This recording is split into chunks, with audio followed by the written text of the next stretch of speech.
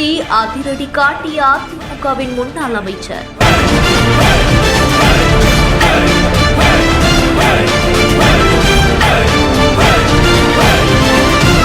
மு.க. ஸ்டாலின் முன்னிலையில் திமுகவில் இணைந்த அன்வர் ராஜா.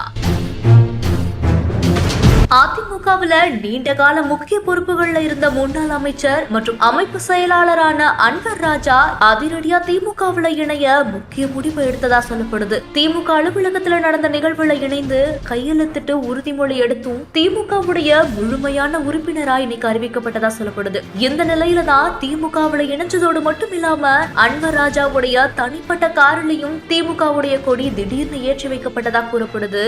இந்த சம்பவம் தான் இப்ப சோசியல் மீடியாவில் வேகமா பரவிட்டு வரதாகவும் கூறப்படுது. இந்த செய்தி குறித்த உங்களுடைய கருத்துக்களை கீழே கமெண்ட்ஸ்ல சொல்லுங்க. மேலும் செய்திகளுக்கு நம்ம பிஹைண்ட் நியூஸை ஃபாலோ பண்ணிக்கோங்க.